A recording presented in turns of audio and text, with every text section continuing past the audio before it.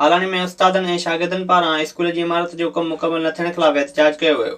Headmaster सदोरो मरी, उस्ताद मुनीर सोलंकी ऐं ॿियनि जो चवणु हो त संदनि स्कूल जो 8 वरनि खां कमु हलंदड़ आहे, पर कॉलेज जी इमारत मुकमल न थी सघी आहे। हुननि चयो त एजुकेशन वर्क्स जा ऑफिसर ठेकेदारनि सां मिली भगत करे पैसा हड़प करे विया आहिनि। बरसात जो पाणी बि छत मथां बीहजी वञे थो, जंहिं सबबु नुक़सान जो ख़दशो आहे। असां वस वारनि खे इहा अपील था कयूं त 2012 खां वठी इहा बिल्डिंग असांजी अनकम्पलीट लॻी पई आहे, जंहिंखे महिरबानी करे कंप्लीट करायो वञे त जीअं हितां जा फर्स्ट ईयर इंटर जा शागिर्द सही माना में तइलीम हासिल करे सघनि।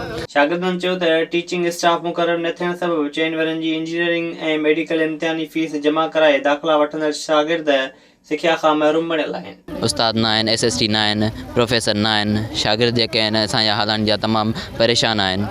हितां मैट्रिक करे जेको आहे सो हलिया था वञनि ॿार, किथे ॿार पढ़ाई था कनि, ॾुखियाई आहे उन्हनि खे, कंडियारो था वञनि, मिरापुर था वञनि। इन खां हिते बिल्डिंग तयारु कई वञे। असांजी गुज़ारिश आहे गवर्नमेंट खे हिन बिल्डिंग खे तयारु कयो वञे। अॻवाननि मुताबिक़ त स्कूल जो कमु मुकमल कराए ॿियूं सहूलियतूं बि ॾिनियूं वञनि। विज़िट कयो अवामी आवाज़ मीडिया ग्रुप जी वेबसाइट awamiawaz.pk